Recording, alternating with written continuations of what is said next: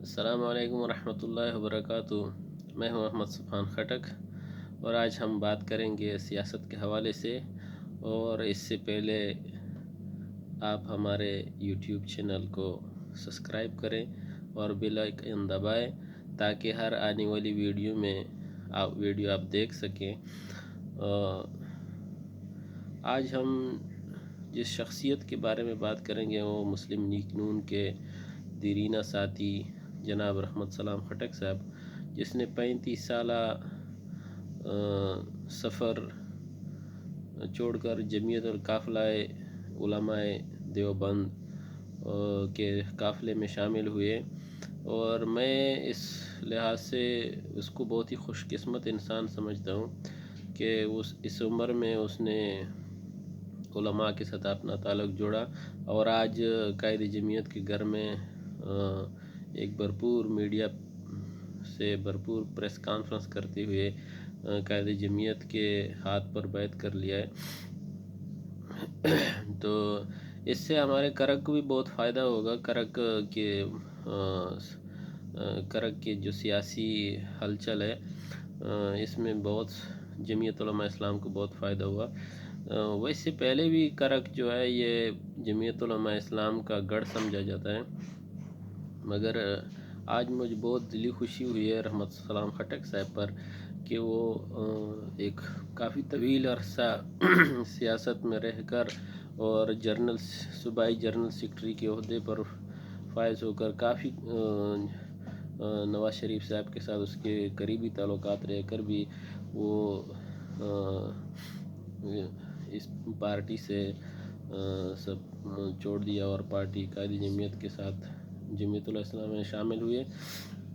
مجھے اس کی ایک خاص وجہ یہ بھی نظر آتی ہے کہ کافی دیرینہ ساتھی تھے، اور میں اپنا ایک اوپینین اس میں پیش کرنا چاہتا ہوں آپ حضرات کے سامنے کہ قائد جمعیت مولانا فضل الرحمان صاحب نے جب آزادی مارچ کا آغاز کیا تو اسی ٹائم سارے پارٹی اس کے ساتھ تھے، سب پارٹیوں نے اس کا ساتھ دیا، مگر اس میں آخر میں جب سندھ سے مولانا صاحب نے قافلے کا آغاز کیا اور ایسے پنجاب سے ہوتی ہوئی اسلام آباد پہنچا، اسی اثناء میں اگر اس کے ساتھ مسلم لیگ نون کے نامی گرامی نواز شریف صاحب تو نہیں تھے، مگر شہباز شریف صاحب تھے، انہوں نے ایسے استقبال نہیں کیا جیسے ہونا چاہیے تھا۔ کوئی بھی ایسے نامی گرامی آدمی نے اسے نظر انداز کیا، اور بالآخر اسلام آباد میں اس کے پاس وہ آئے تھے، مگر اس کا کوئی فائدہ نہیں۔ تو مجھے تو یہی لگتا ہے کہ رحمت سلام خٹک صاحب بازار میں اس کے ساتھ ملاقات نہیں ہوئی ہے، مگر کرک کی جتنی سیاست ہے اس میں کہیں اس کی جو نام ہے وہ اچھے سیاستدانوں میں آتا ہے، اور کسی بھی ایسے جگہ پر اس کا نام نہیں ہے جہاں اس کی